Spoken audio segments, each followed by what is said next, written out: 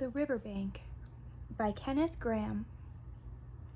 The mole had been working very hard all the morning, spring cleaning his little home.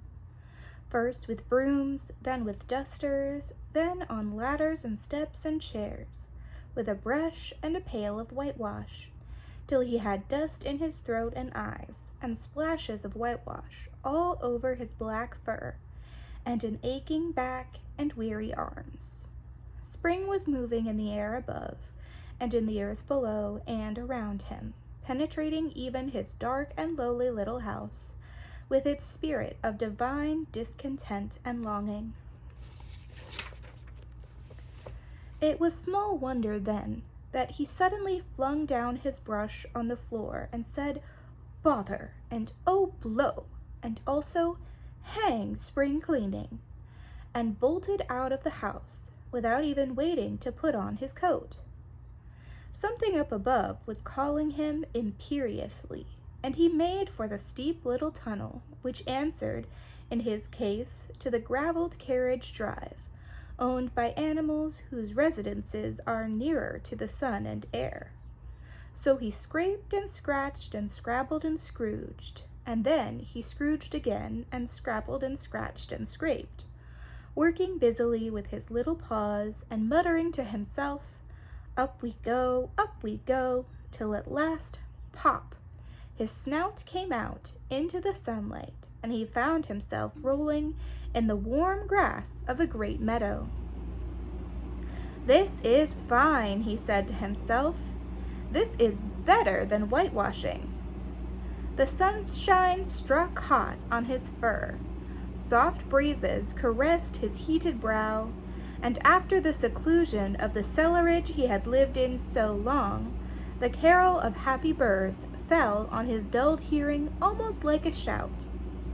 Jumping off all his 4 legs at once, in the joy of living and the delight of spring without its cleaning, he pursued his way across the meadow till he reached the hedge on the further side.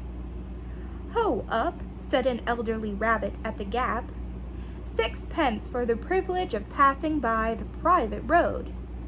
He was bowled over in an instant by the impatient and contemptuous mole, who trotted along the side of the hedge, chaffing the other rabbits as they peeped hurriedly from their holes to see what the row was about. onion sauce," he remarked jeeringly, and was gone before they could think of a thoroughly satisfactory reply. Then they all started grumbling at each other. "How stupid you are! Why didn't you tell him?" "Well, why didn't you say? You might have reminded him," and so on in the usual way. But, of course, it was then much too late, as is always the case. It all seemed too good to be true. Hither and thither through the meadows he rambled busily, along the hedgerows, across the copses, finding everywhere birds building, flowers budding, leaves thrusting, everything happy and progressive and occupied. And instead of having an uneasy conscience pricking him and whispering, "Whitewash," he somehow could only feel how jolly it was to be the only idle dog among all these busy citizens.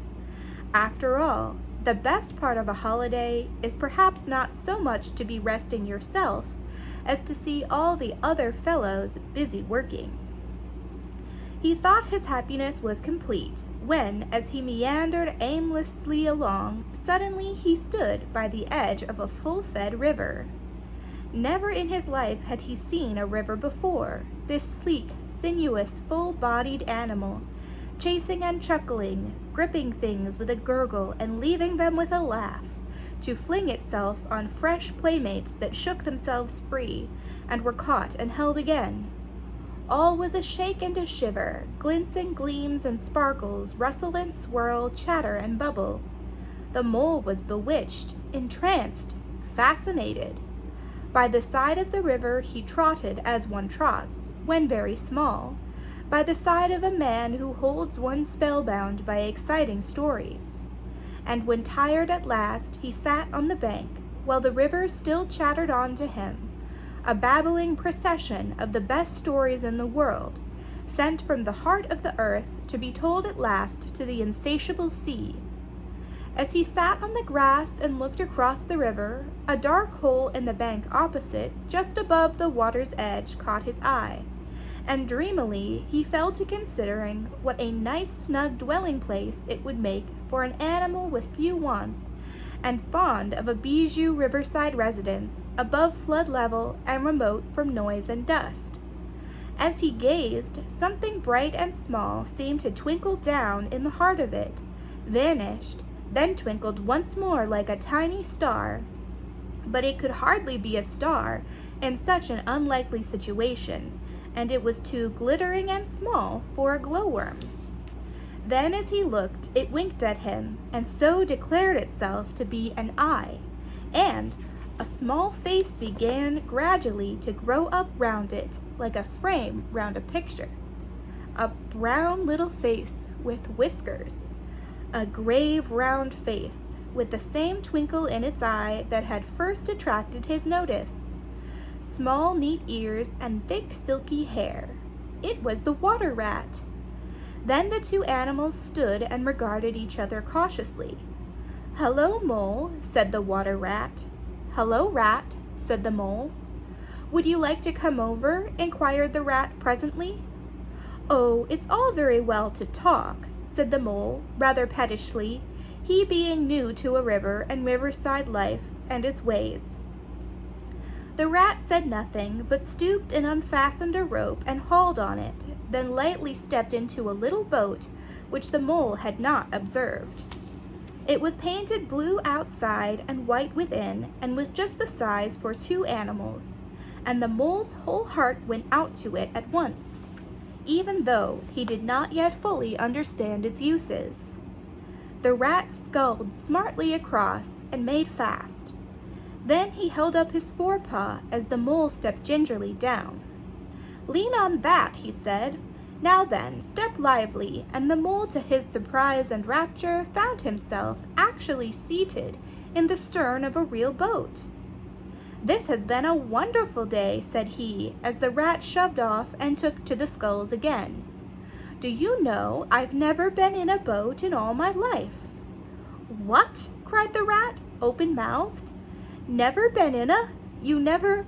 Well, what have you been doing then?" "Is it so nice as all that?" asked the Mole shyly, though he was quite prepared to believe it, as he leant back in his seat and surveyed the cushions, the oars, the rowlocks, and all the fascinating fittings, and felt the boat sway lightly under him. "Nice? It's the only thing," said the water rat solemnly as he leant forward for his stroke. "Believe me, my young friend, there is nothing, absolutely nothing, half so much worth doing as simply messing about in boats. Simply messing," he went on dreamily, "messing about in boats. Messing—" "Look ahead, Rat!" cried the Mole suddenly. It was too late. The boat struck the bank full tilt. The dreamer, the joyous oarsman, lay on his back at the bottom of the boat, his heels in the air.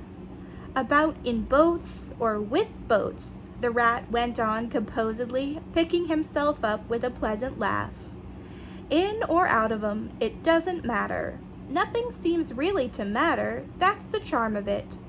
Whether you get away or whether you don't, whether you arrive at your destination or whether you reach somewhere else, or whether you never get anywhere at all, you're always busy. And when you never do anything in particular, and when you've done it, there's always something else to do, and you can do it if you like, but you'd much better not. Look here, if you've really nothing else on hand this morning, suppose we drop down the river together and have a long day of it." The Mole waggled his toes from sheer happiness, spread his chest with a sigh of full contentment, and leaned back blissfully into the soft cushions.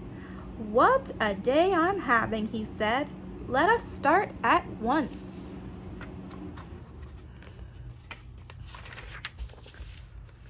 "Hold hard a minute then," said the rat. He looped the painter through a ring in his landing stage, climbed up to his hole above, and after a short interval reappeared, staggering under a flat wicker luncheon basket. "Shove that under your feet," he observed to the mole as he passed it down into the boat. Then he untied the painter and took the sculls again. "What's inside it?" asked the mole, wiggling with curiosity. "There's cold chicken inside it," replied the rat briefly. "Cold tongue, cold ham, cold beef, pickled gherkin, salad, French rolls, cress and widge, spotted meat, ginger beer, lemonade, soda water." "Oh, stop, stop!" cried the mole in ecstasies. "This is too much." "Do you really think so?" inquired the rat seriously. "It's only what I always take on these little excursions, and the other animals are always telling me that I'm a mean beast and cut it very fine." The mole never heard a word he was saying. Absorbed in the new life he was entering upon, intoxicated with the sparkle, the ripple, the scents and the sounds and the sunlight, he trailed a paw in the water and dreamed long waking dreams. The water rat, like the good little fellow he was, sculled steadily on and forbore to disturb him. "I like your clothes awfully, old chap," he remarked after some half an hour or so had passed. "I'm going to get a black velvet smoking suit myself some day, as soon as I can afford it." "I beg your pardon," said the mole, pulling himself together with an effort. "You must think me very rude, but all this is so new to me. So, this is a river." "The river," corrected the rat. "And you really live by the river? What a jolly life." "By it and with it and on it and in it," said the rat. "It's brother and sister to me, and aunts and company, and food and drink, and naturally washing. It's my world, and I don't want any other. What it hasn't got is not worth having, and what it doesn't know is not worth knowing. Lord, the times we've had together, whether in winter or summer, spring or autumn, it's always got its fun and its excitements. When the floods are on in February, and my cellars and basement are brimming with drink that's no good to me, and the brown water runs by my best bedroom window, or again, when it all drops away and shows patches of mud that smells like plum cake, and the rushes and weed clog the channels, and I can potter about dry shod over most of the bed of it, and find fresh food to eat, and things careless people have dropped out of boats." "But isn't it a bit dull at times?" the mole ventured to ask. "Just you and the river and no one else to pass a word with?" "No one else to...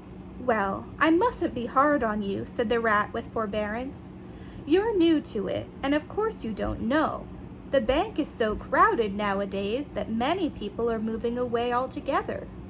Oh no, it isn't what it used to be at all.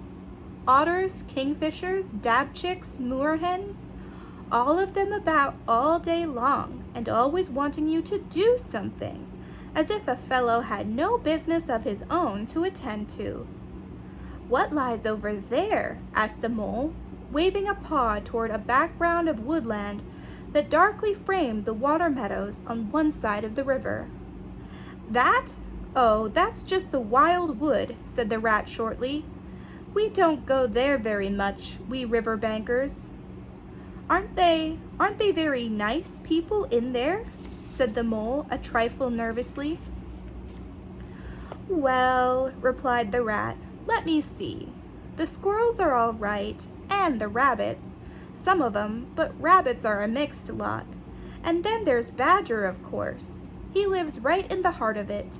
Wouldn't live anywhere else either if you paid him to do it. Dear old Badger. Nobody interferes with him. They better not," he added significantly. "Why, who should interfere with him?" asked the mole. "Well, of course, there are others," explained the rat in a hesitating sort of way. "Weasels and stoats and foxes and so on. They're all right in a way. I'm very good friends with them, past the time of day when we meet and all that. But they break out sometimes, there's no denying it, and then, well, you can't really trust them, and that's the fact.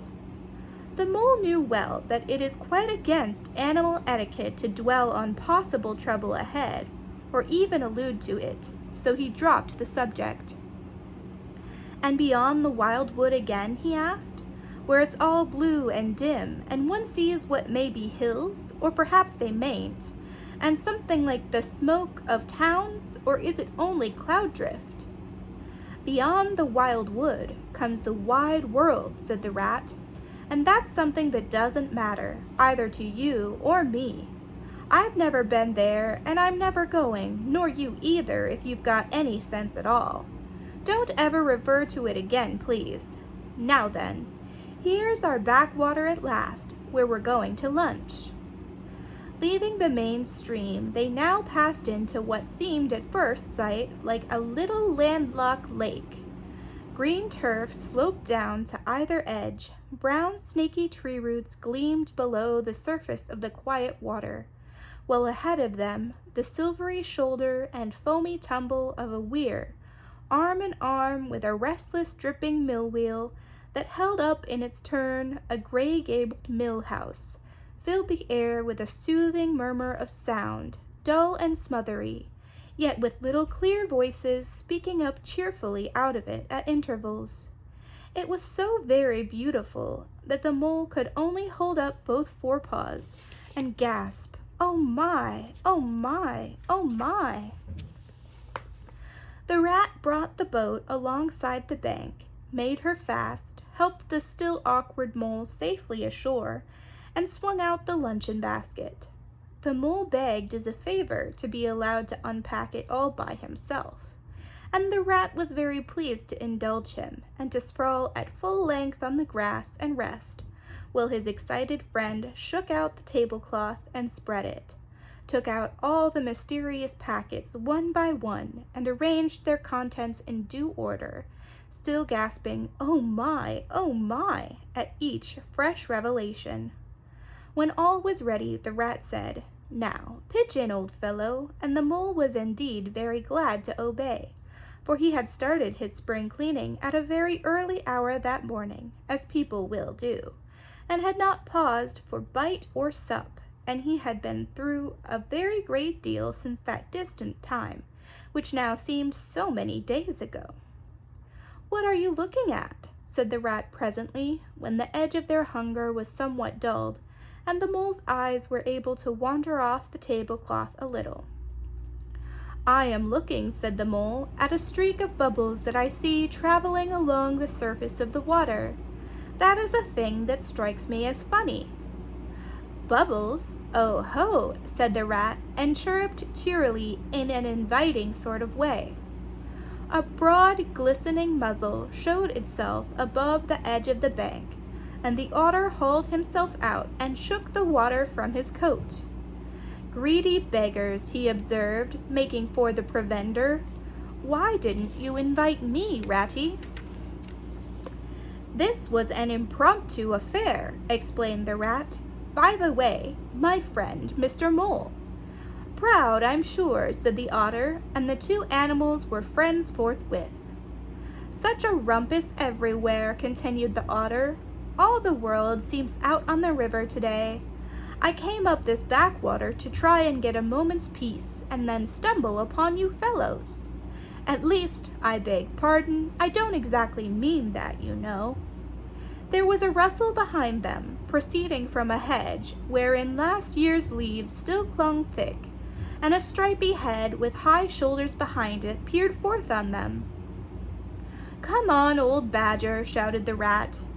The badger trotted forward a pace or two, then grunted, company," and turned his back and disappeared from view. "That's just the sort of fellow he is," observed the disappointed rat. "Simply hates society. Now we shan't see any more of him today. Well, tell us who's out on the river." "Toad's out for one," replied the otter, "in his brand new wager boat. new togs, new everything. The two animals looked at each other and laughed.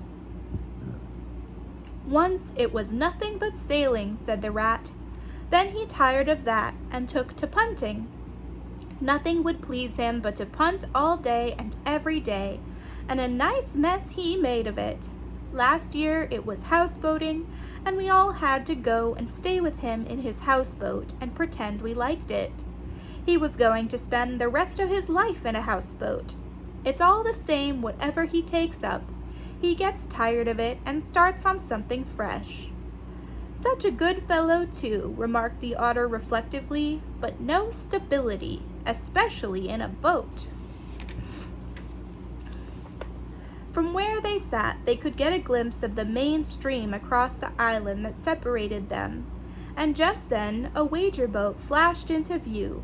The rower, a short, stout figure, splashing badly and rolling a good deal, but working his hardest. The rat stood up and hailed him, but Toad, for it was he, shook his head and settled sternly to his work. He'll be out of the boat in a minute if he rolls like that, said the rat, sitting down again. Of course he will, chuckled the otter. Did I ever tell you that good story about Toad and the lock keeper? It happened this way. Toad, an errant mayfly, swerved unsteadily athwart the current, in the intoxicated fashion affected by young bloods of mayflies seeing life. A swirl of water and a cloop, and the mayfly was visible no more. Neither was the otter. The mole looked down. The voice was still in his ears, but the turf whereon he had sprawled was clearly vacant. Not an otter to be seen as far as the distant horizon. But again there was a streak of bubbles on the surface of the river. The rat hummed a tune, and the mole recollected that animal etiquette forbade any sort of comment on the sudden disappearance of one's friends, at any moment, for any reason or no reason whatsoever. Well, well, said the rat, I suppose we ought to be moving. I wonder which of us had better pack the luncheon basket. He did not speak as if he was frightfully eager for the treat. Oh, please let me, said the mole. So of course the rat let him. Packing the basket was not quite such pleasant work as unpacking the basket. It never is, but the mole was bent on enjoying everything, and although just when he had got the basket packed and strapped up tightly, he saw a plate staring up at him from the grass, and when the job had been done again, the rat pointed out a fork which anybody ought to have seen, and last of all, behold, the mustard pot, which he had been sitting on without knowing it. Still, somehow, the thing got finished at last, without much loss of temper. The afternoon sun was getting low as the rat sculled gently homewards in a dreamy mood, murmuring poetry things over to himself and not paying much attention to Mole. But the mole was very full of lunch and self-satisfaction and pride, and already quite at home in a boat, so he thought, and was getting a bit restless besides, and presently he said, Ratty, please, I want to row now. The rat shook his head with a smile. Not yet, my young friend, he said. Wait till you've had a few lessons. It's not so easy as it looks. The mole was quiet for a minute or two, but he began to feel more and more jealous of Rat, sculling so strongly and so easily along, and his pride began to whisper that he could do it every bit as well.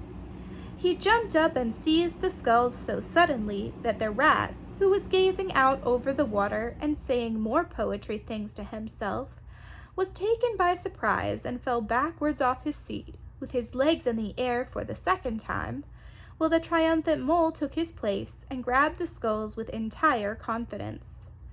Stop it, you silly ass, cried the rat from the bottom of the boat. You can't do it. You'll have us over. The mole flung his sculls back with a flourish and made a great dig at the water. He missed the surface altogether. His legs flew up above his head, and he found himself lying on top of the prostrate rat. Greatly alarmed, he made a grab at the side of the boat, and the next moment, sploosh! Over went the boat, and he found himself struggling in the river. Oh my, how cold the water was! and oh, how very wet it felt! How it sang in his ears as he went down, down, down! How bright and welcome the sun looked as he rose to the surface, coughing and spluttering! How black was his despair when he felt himself sinking again! Then a firm paw gripped him by the back of his neck. It was the rat, and he was evidently laughing. The mole could feel him laughing, right down his arm and through his paw, and so into the mole's neck. The rat got hold of his skull and shoved it under the mole's arm. Then he did the same by the other side of him, and swimming behind, propelled the helpless animal to shore, hauled him out, and set him down on the bank, a squashy, pulpy lump of misery. When the rat had rubbed him down a bit and wrung some of the wet out of him, he said, "Now then, old fellow, trot up and down the towing path as hard as you can till you're warm and dry again, while I dive for the luncheon basket." So the dismal mole, wet without and ashamed within, trotted about till he was fairly dry, while the rat plunged into the water again, recovered the boat, righted her, and made her fast, fetched his floating property to shore by degrees, and finally dived successfully for the luncheon basket and struggled to land with it. When all was ready for a start once more, the mole, limp and dejected, took his seat in the stern of the boat. And as they set off, he said in a low voice, broken with emotion, "Ratty, my generous friend, I am very sorry indeed for my foolish and ungrateful conduct.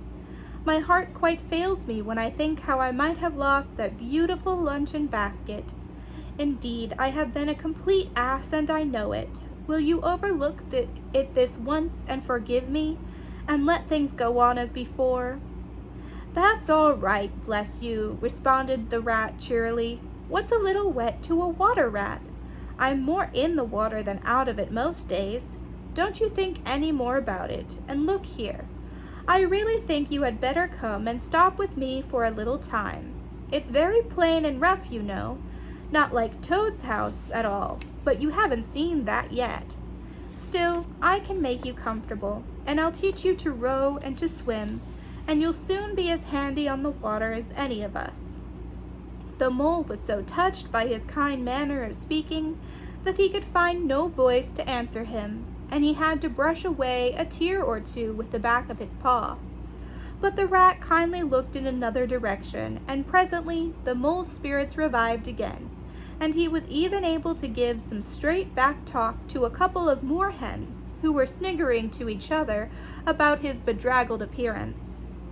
When they got home, the rat made a bright fire in the parlor and planted the mole in an armchair in front of it, having fetched down a dressing gown and slippers for him, and told him river stories till supper time. Very thrilling stories they were, too, to an earth-dwelling animal like mole. Stories about weirs and sudden floods and leaping pike and steamers that flung hard bottles. At least bottles were certainly flung and from steamers, so presumably by them, and about herons and how particular they were whom they spoke to, and about adventures down drains and night fishings with otter or excursions far afield with badger. Supper was a most cheerful meal, but very shortly afterwards a terribly sleepy mole had to be escorted upstairs by his considerate host to the best bedroom, where he soon laid his head on his pillow in great peace and contentment, knowing that his new-found friend the river was lapping the sill of his window. This day was only the first of many similar ones for the emancipated mole, each of them longer and fuller of interest as the ripening summer moved onward.